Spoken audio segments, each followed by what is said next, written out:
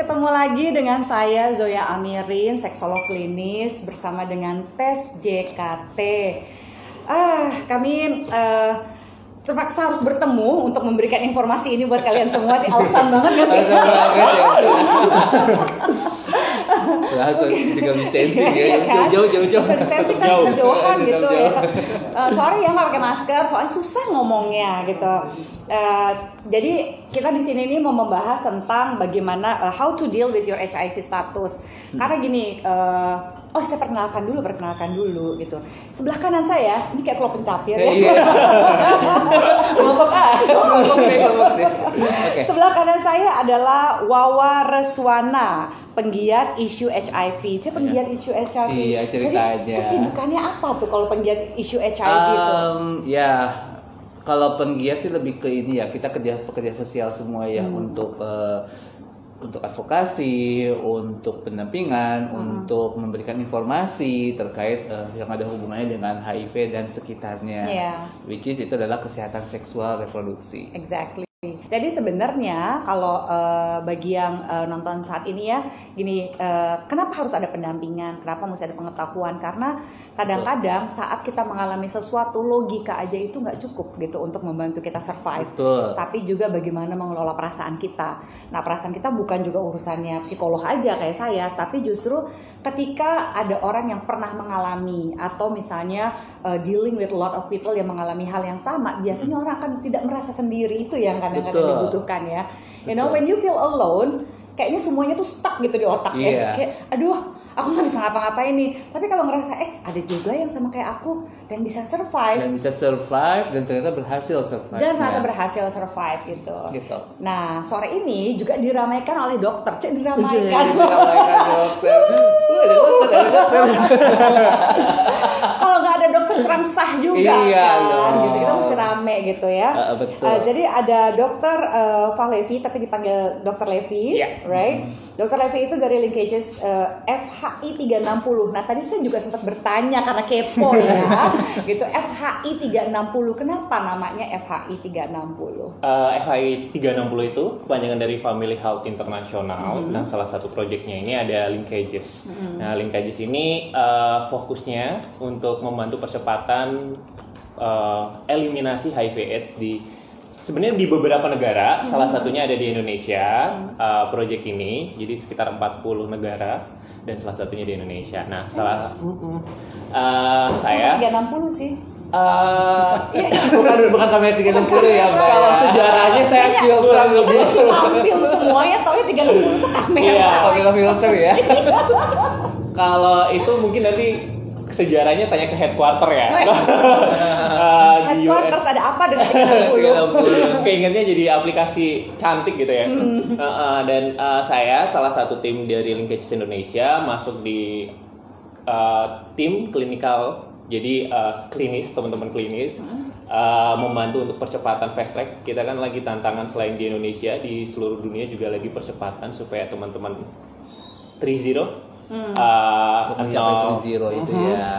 Dan salah satunya adalah percepatan fast track-nya supaya setiap pasien yang terdiagnosis segera memulai ARV-nya. Kemudian setelah memulai ARV, pasien tersebut bisa retensi, minum obat terus, dan akhirnya dicek viral load-nya itu udah akhirnya bisa negatif. Dan sekarang kita tahu semua bahwa U equal U, undetectable sama dengan untransmittable. Gitu. Tadi yang waktu dibilang tadi apa 3.0, what is that? 3.0 jadi 3.0. Mungkin Mas Wawa lebih jago. Iya, jadi tadi itu ada fast track kan, fast track 90 atau 3.0 biasanya kita panggil tuh. Jadi ada 90 orang yang targetnya adalah 90 orang yang melakukan tes HIV. Dari yang 90%-nya itu mengetahui statusnya, kemudian 90% yang mengetahui status, dan misalkan dia statusnya positif, dia 90%-nya adalah mengakses untuk ARV, untuk patuhan obat. Nah, dari 90 yang mengakses ARV itu diharapkan 90%-nya itu sudah statusnya undetectable, yang tadi seperti Dr. Revi bilang tadi itu. Oh, that's really cool gitu ya. Oh gitu. Jadi iya oke juga sih karena gini beberapa waktu lalu kan sebelum pandemi ini aku sempat berkunjung ke Puskesmas Kebayoran Baru gitu ya. Okay. Terus ngelihat programnya ternyata dia adalah salah satu puskesmas yang programnya cukup berhasil gitu ya. Maksudnya orang mau datang berkonsultasi dan ngambil obat dan mereka punya ARV itu sampai setiap klien itu punya stok ARV cadangan kalau nggak salah sampai 3 bulan ya kalau nggak salah waktu itu ya. Dan which is it's good gitu. Jadi kan ada orang yang banyak isu kan sekarang wah obat-obat ARV susah didapat. Pemerintah bocor gitu kan ya. Terus makin panik kan yang sakit kan ya gitu. Iya. Nah, oke, so udah pada kenal kan ya. Nanti kalau misalnya mau dikepoin bisa dilihat di Instagram masing-masing ya. Boleh dikepoin langsung. Ada linknya kan ya? Ada linknya. Sekalian promosi IG-nya ya. Promosi. Nah, terus kita kayak mulai dari awal lagi gitu ya. Aku ingat baru-baru ini aku juga nganterin teman aku. Dia jadi tahun 2012, one of my friend itu dia udah HIV positif 2012. 2012 atau 2014 gitu. Nah, terus waktu itu karena jarum suntik ya dan narkoba. Nah, waktu itu dia belum diminta untuk minum ARV. Oh iya. Zaman dulu ya. Zaman itu 2014 ya. Iya. Ya, terus udah gitu cuma terus dites CD4-nya juga tinggi. Iya. Gitu. CD4-nya tuh masih kayak 500-an atau something. Nah, terus dia kan santai-santai aja. Nah, kemarin pas aku lagi program sama update status gitu, tahu-tahu dokternya bilang kalau sebaiknya tuh tetap minum aja Mbak Zoya karena kalau enggak nanti tiba-tiba langsung tinggi gitu loh. Mungkin nggak sih ada kondisi kayak begitu sih? Maksudnya tinggi itu apa? Maksudnya langsung nanti kalau enggak misalnya viral load-nya enggak jadi dia harus ARV. Viral load-nya tinggi. Kadang-kadang CD4 katanya enggak satu-satunya bisa membuat kita itu enggak minum. Untuk patokannya gitu ya. Gimana sih? Jadi kalau boleh cerita sedikit, jadi kalau zaman dulu pada saat itu 2015 ke atas lah. Jadi memang ada peraturan dari WHO ya kalau nggak salah. Jadi untuk si Oda ini meminum ARV dia harus CD4-nya di bawah 250. Kebijakannya seperti itu. Jadi kalau misalkan belum sampai 250 dia masih dipertahankan dulu dengan minum multivitamin dan segala macam pokoknya diusahakan di atas 250. Tapi sekarang dengan kebijakan yang baru dan banyak ditemukan juga kasus yang baru, begitu dia ditemukan positif dia langsung minum gitu. Kalau dulu memang nunggu dulu sampai 250 gitu. Jadi ada banyak yang tahu statusnya 2010 misalkan dia baru minumnya 2015 karena CD4-nya sudah turun. Dulu masih dijadiin patokan CD4 ya dok ya. Jadi mungkin kalau mau sedikit cerita, kalau sekarang programatiknya adalah harapannya setiap orang yang udah positif bisa langsung memulai ARV di hari itu. Iya. Jadi sekarang CD4 bukan sebagai tolak ukur untuk kita memulai ARV. Jadi kalau seandainya memang nggak ada IO, infeksi oportunistik itu bisa langsung mulai pengobatan tanpa infeksi oportunistiknya itu yang tiba-tiba bisa keluar apa aja CD4-nya tinggi. Betul. Gitu. Nah sekarang CD4 udah nggak jadi patokan. Jadi ketika pasien tersebut hasil dari tesnya positif, nggak ada IO-nya, langsung bisa mulai pengobatan saat itu. Jadi memang program kita yang kita galakan adalah same day treatment. Jadi setelah positif hari itu diharapkan bisa start ARV karena dari perkembangan ilmu dari guideline WHO semuanya menyatakan bahwa pemberian ARV lebih awal itu lebih memberikan keuntungan lebih untuk pasien-pasien. Oh ya. Gitu. Nah, karena saya kan udah relatif banyak bergerak di bidang ini walaupun nggak niche banget gitu ya. Tapi I understand istilahnya. Nah, waktu teman saya ini saya anterin ke puskesmas untuk ya karena udah tes tapi kan tetap harus ya prosedural lagi kan, VCT lagi gitu ya.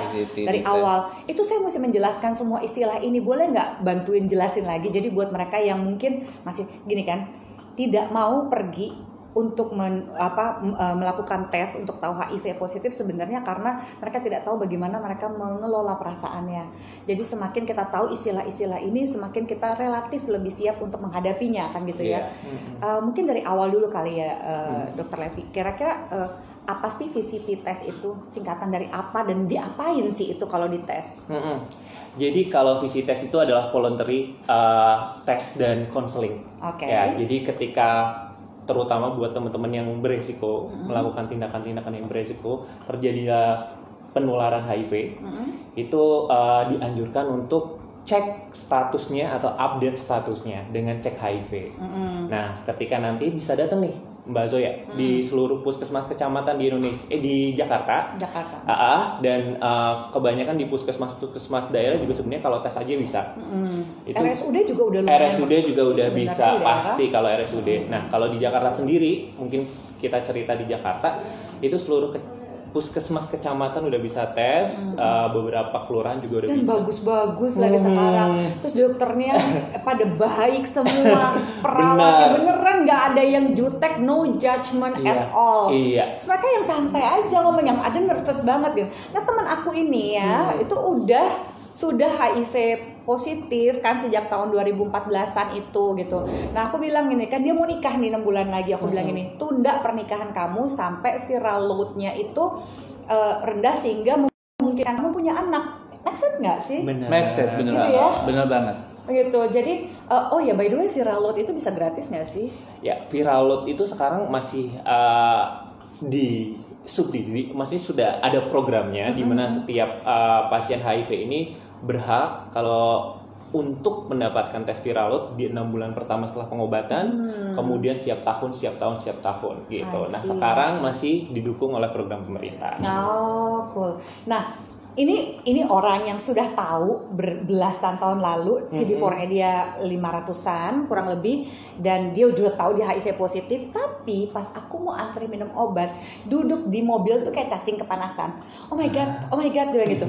Terus aku kan ini maksudnya hey, ini tuh kita kayak sekampung sampai nemenin dia gitu for moral support. Actually my whole family was there for him gitu ya. Adik-adik aku semuanya gitu, anakku semuanya pada ke puskesmas kayak om tenang om gitu, anakku begitu om pasti bisa gitu. Padahal dia udah tahu dia HIV positif. Terus gitu, apa sih yang kamu takutin? Aku tanya gitu kan. Terus teman aku bilang gini, aku takut efek sampingnya kak. Aku mesti minum obat tiap hari banget nih. Terus nanti kalau aku minum obat, kira-kira badanku jadi kayak gimana? Aku akan ada tremor kah? Aku akan apa gitu? Ketakutan itu ada. Does it happen to you? Yap. Jadi kalau boleh cerita dulu soal aku ya, aku memang tahu status itu 2013. Cuman masalahnya kan tadi CD4-nya yang teman Mbak itu kan 500-an gitu. Kalau aku udah 30 CD4-nya. Jadi memang udah parah banget, jadi udah dirawat, udah banyak IO segala macem gitu ya. Jadi aku juga nggak tahu pada saat itu apakah langsung ARV atau enggak, soalnya obat yang diminum tuh banyak banget gitu kan. Dari mulai pengobatan paru-parunya, pengobatan jamur kandidanya dulu gitu kan. Benar. Terus obat kulitnya, belum ada alergi kulitnya gitu. Terus lambungnya juga jadi kena akhirnya gitu kan. Nah itu jadi banyak banget obat. Terus efek samping yang saya ingat banget itu memang ada. Jadi kayak kulit jadi kayak melepas gitu, kayak bukan melepuh sih, jadi kayak ganti kulit gitu loh, kayak kering terus kulitnya ngelupas gitu kan. Terus jadi kulitnya jadi hitam banget, kayak kebakar, terus ketombean lagi gitu kan. Padahal saya botak udah dulu ya, cuma ada ketombean di sini kok bisa kata saya. Ternyata itu bukan ketombe, tapi itu kayak jamur di kulit yang mengering sehingga kayak ketombe gitu.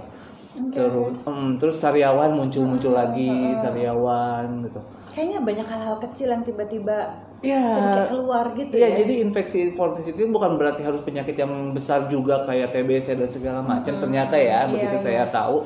Karena waktu itu saya benar-benar nggak tahu, yang penting saya menjalanin aja gitu ya. Obat-obat aja disuruh minum aja gitu. Untuk nurut ya. Pasrah masalahnya Mbak, kalau kayak gitu ya udah. Ya soalnya kan di rumah sakit kan terbaring gitu ya. Maksudnya berat badan cuma 30-an gitu kan. Terus CD4 30. Tapi juga stres juga ya. Karena mau makan pun nggak enak gitu, begitu makan keluar lagi gitu, mual. Terus malamnya nggak bisa tidur karena yang nggak, entah itu halusinasi, entah itu demam, entah itu apa gitu kan. Malam siangnya baru bisa tidur enak gitu kan. Terus itu tadi efek sampingnya itu yang benar-benar bikin keganggu, benar-benar bikin pengen berhenti obat dulu deh gitu loh, pengen istirahat dulu gitu. Terus apa yang bikin kamu ketakutan exactly apa tentang hidup dan tentang Kipan gitu, ketakutan terbesarnya apa dan copingnya gimana waktu itu? Waktu itu jujur saya masih belum terbuka status terkait status odanya ke keluarga. Jadi kalau teman Mbak yang tadi mah enak banget itu udah ada keluarga yang mendukung gitu ya. Kalau saya benar-benar sendirian. Keluarga saya keluarga Mbak ya, setidaknya at least ada yang tahu gitu. Kalau saya dulu sendirian gitu. Saya belum kenal teman-teman di LSM, belum kenal teman-teman yang sama gitu statusnya. Jadi saya masih sendiri gitu. Terus keluarga juga nggak ada yang tahu, taunya mereka cuma saya sakitnya paru-paru gitu, ada infeksi di paru-paru gitu, tapi sebenarnya seperti apa nggak tahu gitu kan. Terus akhirnya saya dikasih tahu status, itu pun dulu tuh begitu saya masuk rumah sakit tahu status tuh 2 minggu kemudian gitu, karena memang hasilnya waktu masih lama kan, nggak kayak sekarang cuma sejam setengah jam udah dapet. Kalau dulu tuh kayak nunggu semingguan dulu gitu untuk tahu status tuh. Jadi lama di rumah sakit juga nggak diberi pengobatan yang benar-benar gitu, kayak nggak tahu mau diobatinya kayak apa, yang penting kasih antibiotik gitu aja gitu. Terus antibiotiknya sampai yang cairan yang berapa disuntik Mbak dari sini Mbak. Waktu itu disuntik sampai rasanya tuh pedih gitu ya, pedes pokoknya sampai benar-benar kayak begini gitu loh. Itu antibiotiknya jadi bukan nakut-nakutin sih, tapi memang begitu adanya gitu. Itu maksudnya karena semakin misalnya Wawa terbuka gitu dengan kondisi ini ya, kalian semua yang nonton atau misalnya Z-Friends yang saat ini bisa paham bahwa iya, kita nggak bisa menghindari kondisi-kondisi nggak nyaman. Iya. Yang bisa kita bantu mungkin bagaimana we survive ya. Iya, tapi yang perlu digarisbawahi bahwa semua yang saya alami itu tidak menutup kemungkinan semua tidak akan mengalami gitu. Efek samping yang dialami itu akan berbeda-beda gitu setiap orang gitu. Meskipun obat yang diminum sama, kita statusnya sama, tapi efek samping itu akan berbeda-beda. Bahkan ada yang tidak mengalami efek samping sama sekali gitu dari obat itu ya, dari obat ARV. Tapi ada yang mengalami efek sampingnya setelah beberapa bulan minum obat, dia akan muncul lagi infeksi oportunistik segala macam. Mungkin secara dokter apa sih iris itu ya namanya dok ya? Oh iya, iris. Enggak, mungkin kalau sedikit cerita dari tadi kita ngambil dari Mas Wawa, karena Mas Wawa ini kan udah kemarin waktu tahu update statusnya ketika udah CD4-nya udah rendah kan Mas ya. Jadi mungkin jadi sebelumnya saya memang nggak pernah tes HIV dan segala macam gitu, nggak tahu ya, nggak pernah update status saya gitu intinya. Diajakin tes juga nggak mau aja. Iya. Nah makanya kita buat sekarang harapannya teman-teman tuh ketika tes adalah ketika teman-teman ngerasa bukan sudah terlambat, udah sakit badan gitu, tapi ketika sadar bahwa mungkin karena dulu Mas belum seperti kayak sekarang kan ya, informasi banyak di mana-mana gitu. Kalau dari sekarang ketika teman-teman masih dalam stadium yang 1, 2 di mana CD4-nya masih bagus dan teman-teman ngerasa aku ada resiko nih, memang harus buru-buru rutin melakukan tes. Nah, ketika dok sekalian, CD4 apa dok? CD4 ini adalah imun. Emang enak maksudnya terus ya. Ya apa itu istilah CD4 orang apa pertama itu? kali ngomong itu waktu pertama kali nganterin orang tuh dia nanya, "Kak CD4 apa ini apa?" Aku langsung kayak gremet gitu lagi. Aduh iya ya gitu. CD4 apa dok? Iya, jadi kalau mungkin analoginya kayak gini. Kita kalau orang normal kita tuh CD4 kita adalah tentara kita Mbak Zoya. Jadi tentara kita, imun kita ketika ada infeksi masuk itu tentara yang menyerang, yang menyerbu, yang membunuh infeksi itu. Kita yang sehat itu punya tentara berapa sih dok? 1000-an. 800 sampai 1000-an. Nah, dari kalau lagi sakit aja kita 800 kali ya. Iya, bisa tergantung dari keadaan kondisi. Nah, mungkin bisa dibayangkan waktu itu tentaranya Mas Wawa cuma 30. And you not give up. Iya, dan ini adalah luar biasa ya dari prosesnya. Jadi kayak HIV, ODA itu bukan death sentence lagi sekarang. Udah ada obatnya. Iya. Ya. 30 dari 1000 saudara-saudara. Lihat berat badan 30, CD4 berat badan 30. Padahal yang gua tahu 30 itu sebenarnya ukuran jeans satu sepatu loh. Bukan CD4. Bukan berat badan ya, kebayang kurusnya kayak berat apa. badan, wow. Jadi terus jadi tentara itu kita ada 1000-an. Kalau kita sakit pun 800. Jangan kan sakit sih, stres aja kita turun lagi itu sih. Iya. Jadi multifaktorial sih Mbak ya. Jadi selain sakit, kemudian mungkin capek, stresor yang ada itu bisa mempengaruhi jumlah CD4 kita. Oh gitu. Oke. Gitu CD4. Terus tadi kan ada obatnya namanya ARV gitu. Itu singkatan dari apa sih dan gimana sih ARV itu? ARV itu singkatannya adalah antiretroviral virus. Nah, obat ini adalah fungsinya untuk menghambat virusnya ini, Mbak, untuk berkembang biak. Jadi biasanya itu ada 3 kombinasi jenis obat langsung untuk satu teman Oda kita, dan itu dengan jurus-jurus mereka masing-masing menghambat virusnya supaya berkembang biak. Nah, akhirnya bisa tertekan sampai akhirnya nanti dicek lagi viral load, hasil virusnya itu udah undetectable. Gitu. Jadi gini, CD4 itu CD4-nya berapa? Iya, itu sehingga tentara kita. Itu berapa? Sehingga viral load-nya itu undetectable itu berapa? Undetectable itu kalau sudah kurang dari 40. Tapi CD4 juga nggak menjadi jaminan. Misalkan 1000, misalnya CD4 harus 1000, CD4 800. Udah nggak jaminan. Viral load-nya bisa tetap rendah. Ya, yang sekarang jadi monitoring kita adalah viral load-nya. Jadi kalau CD4 itu itu tidak berpengaruh secara langsung dengan viral load-nya. Karena mungkin buat Mas Wawa yang terdeteksi ketika dulu 30, untuk naiknya itu setahun cuma 100. Iya. 100. Sampai sekarang saya terakhir ngecek tuh berapa bulan yang lalu ya, masih sekitar 444 CD4-nya. Nah, tapi udah undetect-nya dari 2016 sudah undetect saya gitu. Jadi untuk proses pengembalian tentara itu pelan-pelan, nggak bisa cepet-cepet gitu. Iya. Lumayan kan. Mas udah ganteng sekarang, cerah, udah cerah dan celong aja lagi sekarang ya. Malah lebih enak sekarang daripada zaman dulu sebelum tahu. Iya. Jadi kalau viral load sendiri itu bisa tertekan sampai undetectable, paling nggak tersupresi itu setelah 6 bulan pengobatan. Oh pantas, setelah 6 bulan saya ingat teman saya itu disuruh periksa ke rumah sakit dengan surat pengantar dari puskesmas. Itu bayar nggak sih? Gratis, dan sekarang pun ada. Baik amat sih pemerintah itu mahal ya. Oh makanya. Iya, kalau 1 kali tes itu range-nya bisa kalau di laboratorium swasta sekitar 700 sampai 1 juta. Gitu. So gratis asal akan dapat rekomendasi dari puskesmas asal gitu ya. Nah dari puskesmas asal itu karena kenapa? Karena puskesmas itu kan memantau. Itu bahkan kamu dengan e-kripnya udah bukan akrab lagi ya, e-kripnya itu bisa text message ya, atau bisa WhatsApp atau apapun itu bisa tetap kontak. Kalau misalnya kamu mengalami kayak, oh kenapa ya perasaan saya seperti ini, kenapa kondisi saya seperti ini, itu bisa sama perawatnya ya bahkan. So mereka like 24/7 akan mendengarkan kamu, jadi nggak ada alasan sih sebenarnya gitu.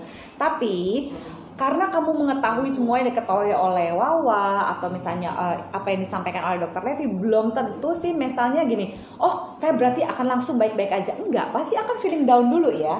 As a normal person, right? Normal banget, apalagi kalau kita sehat-sehat nih ya. Sehat, ngerasa sehat nih, merasa nggak ada kegiatan heboh ke gym apalah gitu ya, badannya bagus gitu. Terus tiba-tiba iseng-iseng gue ngecek deh gitu, cek status, tiba-tiba ternyata hasilnya positif. Oh, itu langsung bener-bener langsung drop sedrop-dropnya karena ngerasa kok gue nggak beresiko, kok gue cuma pernah ngelakuin sekali 2 kali doang gitu, ngelakuinnya cuma sama atau cuma jarum suntik cuma sekali beberapa kali, dia masih ada denial seperti itu gitu, merasa ngira-ngira ya kayaknya. Padahal dengan gitu kita mendinai kenyataannya tetap nggak bisa denial gitu. Jadi secara psikologis dia akan benar-benar ngedrop dan belum menerima gitu. Even ada yang sampai sekarang pun misalkan udah pengobatan berapa lama, dia akan masih ada, dia kalau belum menerima dia akan tetap menolak gitu, belum penerimaan dirinya belum selesai dengan statusnya, dia akan terus menolak meskipun dia masih minum gitu kan. Nah kalau saya sih dulu karena saya berprinsip pokoknya kalau sakit ya udah sakit gitu ya, tapi saya nggak mau meninggal karena HIV gitu kan. Malu-maluin waktu itu kan benar-benar malu gitu ya, meninggal HIV, aduh jangan-jangan benar semangat. Pokoknya saya nggak mau gara-gara HIV-nya saya kalah gitu kan. Ya udahlah, akhirnya memang waktu itu strugglingnya tuh benar-benar buat saya sendiri memang susah. Masalahnya. Iya, waktu itu memang cuma ada teman saya yang tahu status itu 2 orang. Jadi saya punya teman dekat, daripada saya cerita ke keluarga, mending saya cerita ke mereka kedua orang itu dan mereka accepting me gitu kan dengan status. Tapi masalahnya mereka jauh. Waktu itu di Jakarta, saya di Bandung karena saya memang kerja di Bandung, terus tahu status pindah ke Bandung gitu kan. Di Jakarta terus pindah ke Bandung. Jadi kalau mau ketemu, kalau sekarang kan ada video call, ada apa? Kalau zaman dulu kan cuman BBM-an doang gitu kan. Untuk pandemi ini gitu apa nih? kan. Enggak, pedih banget hidup kita. BBM-an doang gitu kan, jadi agak susah. Nggak bisa melihat muka. Iya. Terus dia mau sampai muka, pegang handphone aja jarang gitu kan. Di kamar sendirian gitu kan. Terus makan juga susah, kadang suapin, kadang keluar lagi, kadang nggak dimakan gitu, bener-bener ya mau lapar sih lapar, nafsu makan ada, tapi begitu nyium bau makanan tuh mual gitu, pengen keluarin lagi gitu, atau udah beres makan dikeluarin lagi karena itu tadi mungkin dari obatnya juga gitu. Iya. Emang ada namanya ya, kayak begitu ya. Jadi terutama pada awal-awal minum obat nih Mbak Zoya biasanya muncul tuh kayak mual muntah, migrain, pusing, gatal-gatal. Biasanya di awal bulan 1, 2, 3, tapi itu biasanya akan hilang setelah setelah menyesuaikan adaptasi diri ya. Gitu, adaptasi. Jadi tapi kok ada yang sampai mimpi buruk apa segala macam itu what's really going on? Iya, halusinasi. Jadi ada beberapa obat memang yang efeknya ke halusinasi, tapi nggak semua orang. Jadi memang banyak yang ada efek samping, ada yang enggak. Tapi tadi seperti Mbak Zoya bilang bahwa tim tenaga medis, tim PDP namanya, tim HIV di puskesmas, di rumah sakit, mereka itu sangat terbuka dengan segalanya. Jadi udah gampang banget. Misalnya layanan untuk tes HIV sekarang tuh nggak cuma di Jakarta aja ya, kalau namanya di daerah, mau di kota Bandung, di daerah no judgment at all. Sekarang tuh udah benar-benar ramah komunitas gitu. Nah, ditambah sama teman-teman pendamping yang luar biasa. Karena nggak semua orang punya privilege untuk punya teman ya, atau misalnya keluarga gitu. Memang sih saya selalu bilang, jadi siapapun Anda kalau misalnya Anda takut dan sebagainya gitu kan, ini ada Instagram sekarang banyak banget yang di Jakarta dan teman-temannya gitu ya, coba carilah gimana orang yang bisa nemenin. Kalau misalnya takut itu nggak membuat kita jadi lemah loh. Ya, takut takut aja sebenarnya, nggak apa-apa, takut itu manusiawi. Jadi kalau misalnya kamu pergi tes HIV, ini adalah sesuatu yang membuat kamu akan merubah gaya hidup kamu dan cara berpikir kamu seumur hidup. Wajar banget kamu takut. Kalau kamu nggak takut, ya ampun serem amat ya. Bukan manusia. Aquaman aja takut loh. Ingat nggak waktu dia mau perang-perangan, mamanya sampai bilang nggak apa-apa, kalau kamu takut berarti kamu sudah siap. Bener loh. Kalau dulu saya tuh kan kayak sampai nanyain ke si suster di rumah sakit waktu itu ya. Sus, ada nggak sih yang kayak saya gini gitu? Pengen dong kenalan gitu. Iya kan. Kan kayak gitu kan. Tapi kamu orangnya akrab kali sama orang lain. Cuma langsung nanya deh ke yang lain langsung menutup diri, shut down. Pokoknya jangan ngomong sensitif, tambah susah kan hidupnya. Jadi sebenarnya gini loh, sebelum saya bisa nanya gitu tuh, jadi ada beberapa fase yang saya alamin memang. Iya. Jadi awalnya memang saya benar-benar shutdown, itu yang tadi Mbak bilang, menutup diri. Terus sampai saya sebenarnya sempat berhenti ARV juga, terus beralihlah ke pengobatan herbal gitu ya, karena percaya dengan iklan-iklannya. Iya, karena padahal ya gini, kalau ada yang menemukan obat yang bisa menyembuhkan HIV, dia udah menang Nobel. Aduh, sini ngobrol sama saya deh, kalau ada yang minum obat herbal sini nggak mau ngobrol sama saya gitu. Sudah menang Nobel, yang sedih. Gitu, banyak yang nggak ada ARV nggak akan laku nanti. Iya, jadi gini, dulu sempat berhenti ARV tuh, baru 2 bulan keluar dari rumah sakit. Terus jadi kayak ngambil ARV ya ngambil gitu, ke dokter ya ke dokter, tapi nggak diminum gitu. Jadi stok obat tuh banyak banget di rumah tuh. Terus saya kata teman tuh, ini ada nih pengobatan alternatif yang bisa menyembuhkan HIV dan segala macam gitu. Di daerah apa yang ini manggis, ludahnya tuh. Nah, itu aku nggak tahu loh. Iya benar. Itu aku nggak tahu, itu kayak obat-obat dari rumput-rumputan kering gitu, dan itu banyak banget. Tapi Mas Wawa pas minum obat herbal itu jadinya gimana tuh badan? Nah, itu dia yang bisa jadi sugesti. Itu yang mau saya cerita di sini. Masalahnya obat yang saya minum itu banyak banget. Jadi si herbal itu dikemas dalam bentuk kapsul, dan itu ada 14 butir yang harus saya minum. Sekali minum loh ya, sekali minum. ARV aja paling banter 3 ya. Makanya tinggal satu. Tapi memang gede banget sih, ampun ya. Nolongnya gelap. Tapi kalau udah biasa aja kalau itu. Udah, itu ada 14 butir. My Saya ingat banget goodness. soalnya saya ngitung satu-satu dalam masukin kotak gitu kan. Pagi 14, malamnya 14. Itu kayak akar-akar ya, maksudnya herbal gimana, baunya bau jamu gitu kan. Tapi nggak tahu kontennya apa. Nggak aja. tahu itu jenis tanamannya apa, itu tanaman atau herbalnya itu seperti apa tuh aku nggak tahu aja bener-bener, karena warnanya sama, baunya sama gitu kan. Ngelihat yang penyakit yang lain kan tahu sendiri kan, kalau alternatif itu mengobati ini Oh, iya. penyakit ini Kayaknya semua penyakit ada satu obat. gitu. Gitu Iya ya, benar, dan alternatif pas ya. aku ngeliat tuh kok yang lain kok sama ya, obatnya ke HIV semua gitu kan, ibu-ibu juga Magic, sama gitu. bener. Nah gitu, terus itu cukup lama aku minum obat herbal itu ada 5 bulanan. Jadi di pengaruh badan sih mungkin semakin lama memang sehat gitu ya, nggak terlalu gampang sakit, tapi berat badan nggak naik-naik. Berat badan tuh waktu itu masih di angka 50, 49, 50. Terus CD4 juga naik itu pelan banget gitu, kayak dari kan asalnya 30 nih, begitu keluar tuh kayak nggak salah itu sekitar 60-an gitu. Itu dari 60 ke 100 tuh butuh waktu beberapa bulan gitu, benar-benar lama, dan naiknya cuma 2 angka, 3 angka gitu. Sampai saya ngecek tuh di Prodia, di rumah sakit, terus ke Paramita, pokoknya berapa lab aku pernah sekali ngecek itu kok hasilnya tuh kecil semua gitu loh. Makanya Nggak ngaruh sebenarnya. nggak ngaruh. Terus Please jangan bilang obat herbalnya mahal pula. kok tahu sih aku ngomongin duit?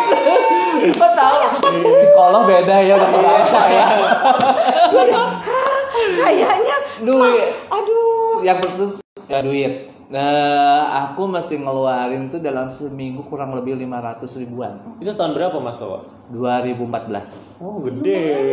Segitu Karena ya. saya harus ngambil obat itu kan dikasih cuma seminggu. Jadi obatnya sendiri 200 ribu, ongkos, belum waktu, belum jajan, total saya seminggu itu 500 ribu aja harus keluar. Sementara kalau puskesmas gratis, ya, Bayar admin doang 5.000 paling. Ya. Iya, kalau bayar admin 5.000, 15.000 lah. Itu udah semuanya. Ini saya seminggu sekali loh ya, bukan sebulan sekali loh. Ini sebulan sekali loh obatnya kalau misalnya Kalau ARV ya. ARV itu. Aku sekarang mengambil ARV itu di klinik Globalindo paling cuma 40.000, 50.000 itu sebulan gitu kan. Nah ini dulu itu segitu. Itu paling mahal loh Globalindo loh. Puskesmas 15.000, 5.000. Itu klinik swasta soalnya ya. Swasta kalau global. Iya, kalau puskesmas paling cuma 5.000, 15.000 aneh Iya. doang. Nah terus si obat itu akhirnya aku berhenti. Kenapa? Karena lama kelamaan mungkin sedikit kayak keracunan atau apa. Karena begitu nyium bau obatnya muntah lagi gitu, muntah lagi, mual 14 lagi. obat sekali minum gue juga mikir ya. Itu aku sampai obat ya udah diminum 14 udah nggak mempan, udah karena berasa mual, terus dibuka obatnya kapsulnya, terus diseduh gitu kan, jadi jamu seduh gimana gitu lah. Dan itu rasanya pahit banget, sekali minum pahit, ya Allah pahit, dan bau gitu, bau jamu kayak apa sih gitu loh. Indonesia Raya ini orangnya rata-rata kayak begitu. Iya. Ya kan? Terlepas dari ini udah deh nggak usah ngomong status pendidikan, nggak usah ngomong apa-apa Iya. deh. Nah, sekarang apa yang membuat waktu itu tuh mau switch ke obat-obat herbal gitu? Herbal. Iya kan? Dari Iya. ARV ke herbal Iya. kan udah ARV Iya. kan, terus herbal kan?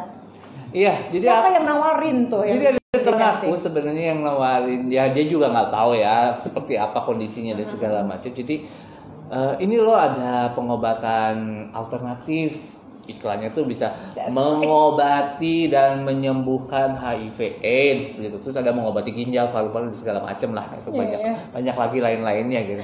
Jadi buat yang baru pertama kali mengetahui status HIV-nya, kalian akan mengalami hal seperti ini. Ketika kalian bilang ke orang, ada dua kemungkinan ya. Kalau yang aku tahu nih, satu, mereka biasanya akan mendapatkan kayak misalnya, oh ya udah, being supportive, atau ada yang butuh proses perasaannya dulu untuk mendukung kamu.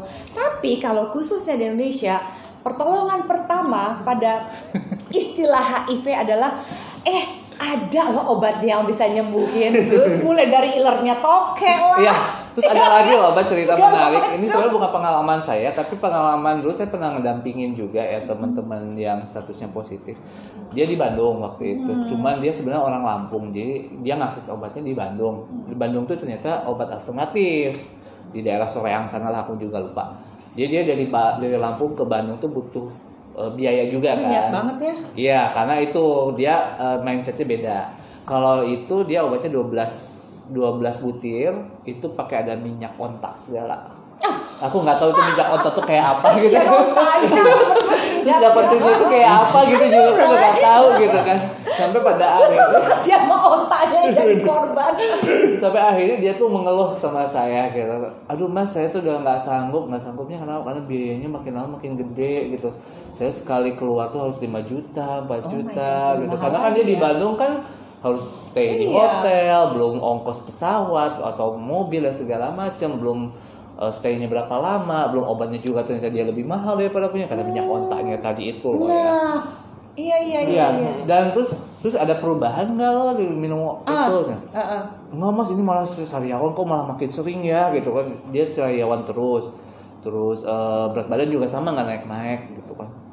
Akhirnya udah deh, kamu ning kesini aja deh ke rumah sakit bungsu waktu itu di Bandung. Saya ajakin ke sana, dites lagi segala macam dan ternyata CD4-nya masih rendah gitu kan. Nah terus kamu dari pengobatan alternatif kok mau balik lagi ke ARV akhirnya kenapa? Itu tadi belum lanjut, belum ya. Tadi bolak-balik ya. Tadi belum selesai saya ceritanya. Jadi yang tadi sempat cium bau obat aja keracunan, mual gitu. Ya itu tadi faktor utama adalah biaya sebenarnya. Saya tabungan makin habis gitu kan. Terus kalau ngakses ke sana saya mesti izin tiap minggu gitu dan itu harus hari kerja gitu. Kalau hari Sabtu penuh banget gitu kan karena semua libur jadi di sana tuh penuh banget. Jadi saya harus antri dari jam 5 subuh, ngambil antrian tuh dari jam 2 subuh. Wow. Sampai jam 5 tuh cuma ngantri doang, baru dipanggil tuh jam 10 pagi gitu kan. Kadang itu jam 4 baru beres gitu. Aku udah give up tuh kalau gitu kayak serius gue jam 2 pagi makanya jadi kadang aku tuh kayak cuman nyari kos-kosan doang di sana tapi nggak ditempatin, tapi jadi kayak hari Jumat sorenya aku pergi ke sana biar nanti subuh paginya itu aku bisa ngambil nomor antrian terus balik lagi ke kosan tidur. Jadi kalau udah ada tahu kira-kira nomor berapa nih nanti aku balik lagi ke sana ngambil obat gitu kan.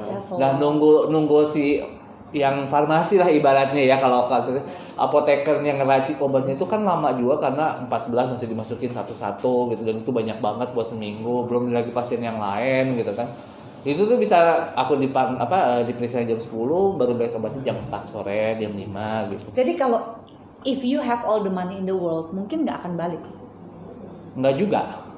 Apa yang bikin karena balik? Satu lagi faktor yang pertama tadi aku keracunan, bikin mual lagi, nggak sanggup minum obatnya gitu.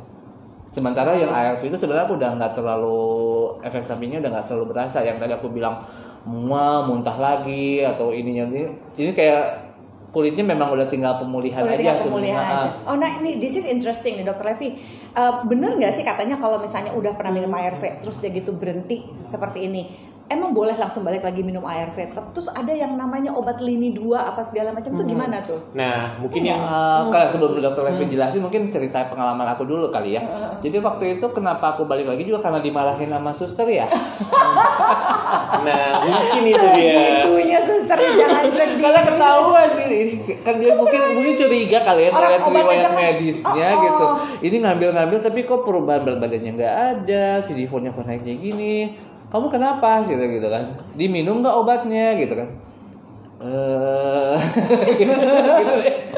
Enggak sih. 14 tapi bukan dari sini.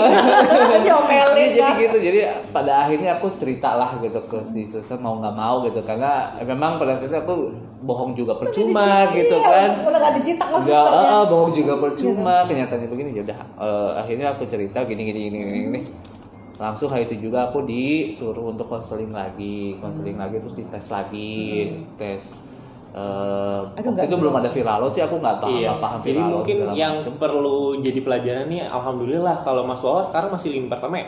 Iya, untungnya masih lini pertama. Masih bisa, gimana tuh? Jadi memang yang bahaya itu ketika udah minum ARV kemudian berhenti, itu yang nanti bisa menyebabkan resistensi obat. Virusnya itu nggak mempan lagi tuh sama obat itu, dan kita punya sih lini kedua. Nah, tapi itu pun harus prosesnya untuk ke lini kedua nanti dites dulu. Kalau memang obat yang lini pertama udah nggak bisa, baru kita naikkan. Nah, ada yang bandel nih Mbak, udah lini kedua masih nggak mau minum obatnya. Itu kenapa sih bandelnya? Karena apa lagi? Karena banyak alasan sih, kayak capek minum obat, kayak enggak, aku pengen nyoba alternatif lagi gitu. Nah, yang perlu digarisbawahi lagi nih, kalau lini kedua udah nggak bisa, ada lini ketiga, tapi pemerintah nggak support. Nah, mahal nggak? Mahal. Itu bisa habis berapa mahal? 45 juta. Iya.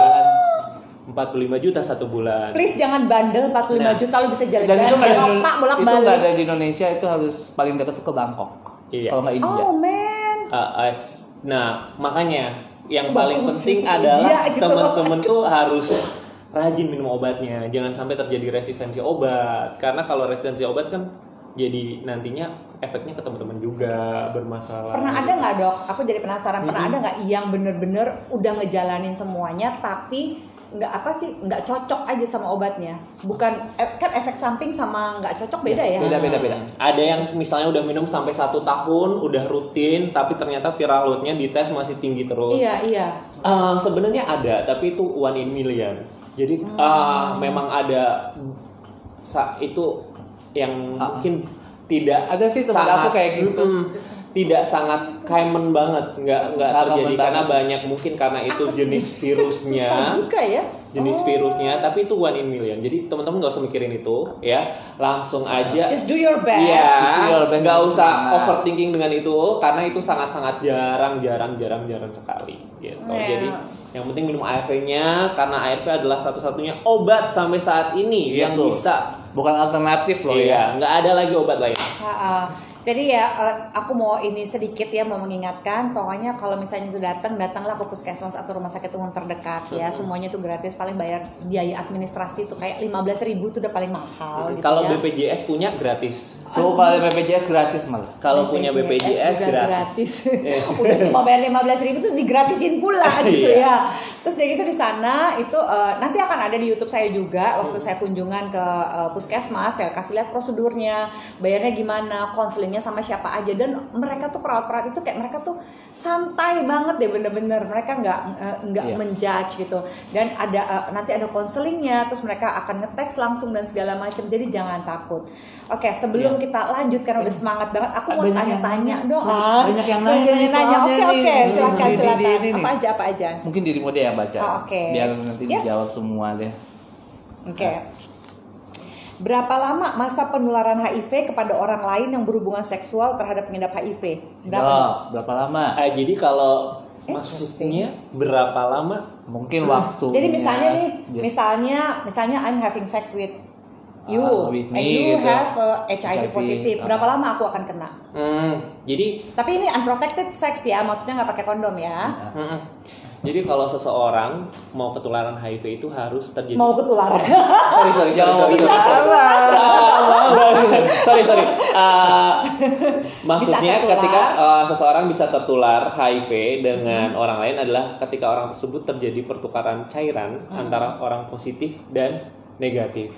Kalau misalnya aku unprotected seks pun, tapi kalau pasanganku negatif sampai kapanpun nggak bisa, ya gitu kan. Jadi yang pasti harus ada yang satu positif, satu negatif, dan itu tidak aman pertukarannya. Entah itu dari jarum suntik, ibu ke anak, having sex gitu.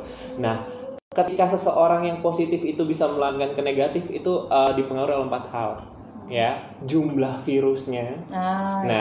Kemudian ada tempat masuknya, pintu masuknya. Maksudnya apa tuh? Jadi misalnya hubungan seksual, misalnya vaginal sex misalnya. Nah, tidak proteks atau anal sex yang lebih resiko. Nah, dari yang positif cairannya bisa masuk tuh ke negatif karena ada perlukaan misalnya ketika hubungannya. Kayak anal seks itu kan biasanya kan ya kan si analnya juga ya, bukan vagina, jadi dia kayak elastis. Dia kayak elastis untuk mengeluarkan kan, bukan untuk. Nah, begitu dia dipaksa itu kan akan meregang dan meluka, ada lukaan kan. Masuk akal ya. Jadi kan kalau misalnya viral loadnya juga udah rendah kan, makanya bisa punya anak dan sebagainya. Nah, makanya yang berbahaya adalah bukan teman-teman, bukan berbahaya. teman-teman yang udah minum ARV itu adalah teman-teman yang sudah memutus rantai penularan. Iya. Karena dia udah viral loadnya udah sedikit. Iya. Kalau udah undetectable, dia udah nggak bisa menularin ke orang lain. Yang bisa menularkan ke orang lain adalah orang-orang yang nggak tahu status mereka. Biasanya kayak gitu. It's scary sih. Iya, makanya aku nggak tahu status aku, terus aku kesana. Ini loh ya, yang aku selalu bilang bahwa gini, cinta itu tidak perlu dibuktikan, tapi kepercayaan tuh perlu dibuktikan. Gue bisa cinta sama lu, gue kasih deh, lu nggak usah butuh apa-apa untuk gue cintai, tapi untuk gue bisa percaya sama lo, ya. Tinggal dulu dong pakai update status lo gimana sekarang, Iya. gitu.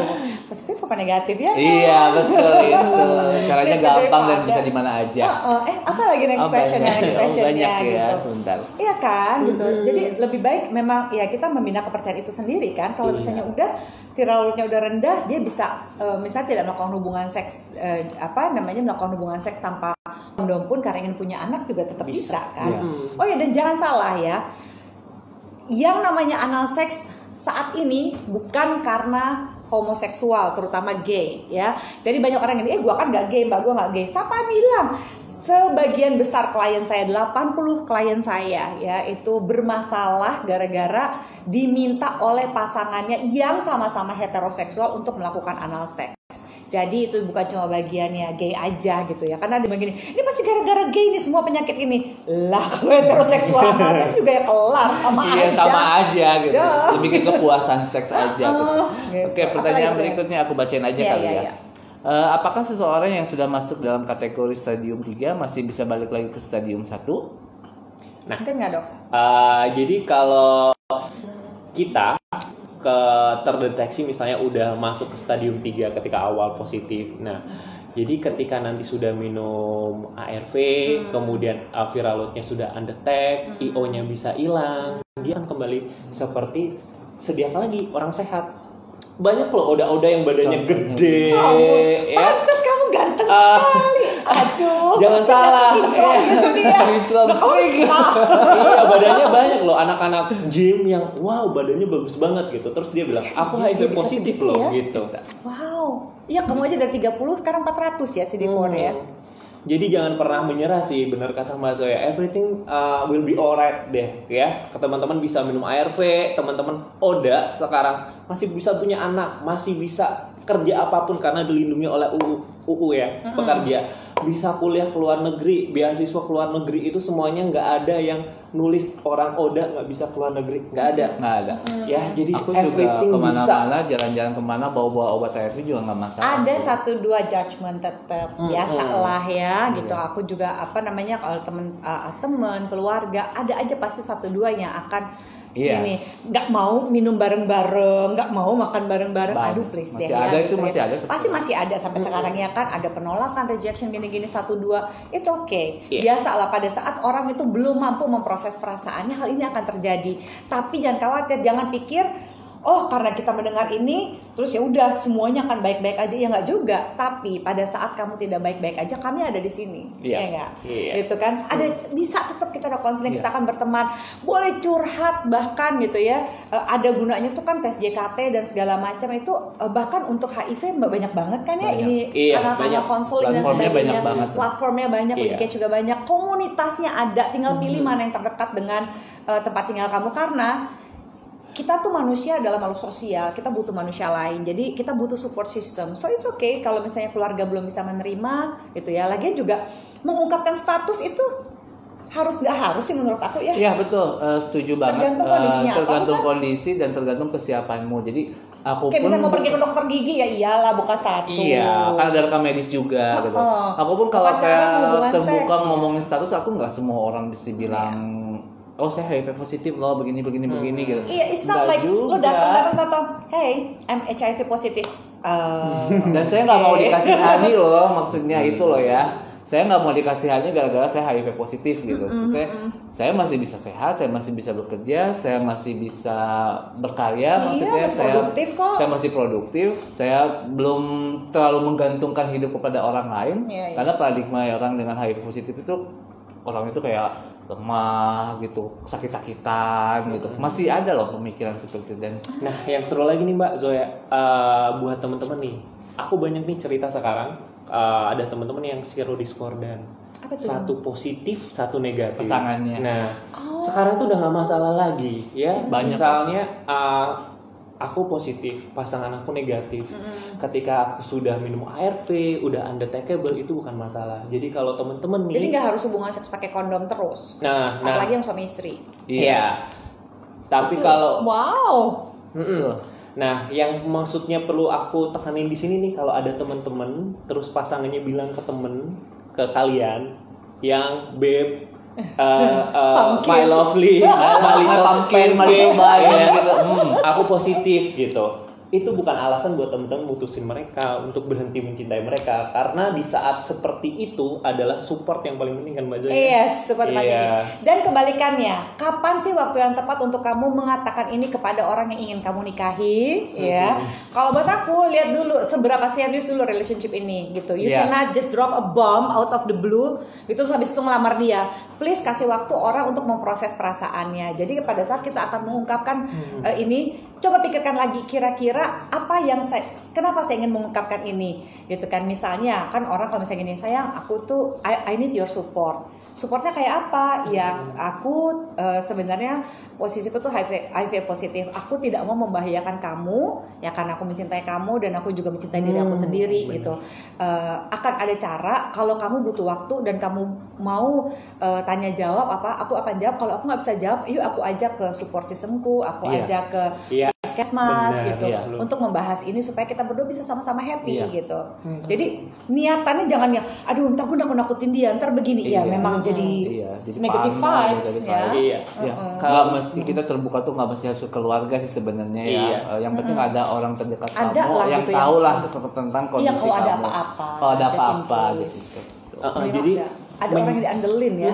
menyampaikan status kita pada pasangan kita itu adalah sebuah bentuk hadiah dan kasih sayang. Iya. Iya.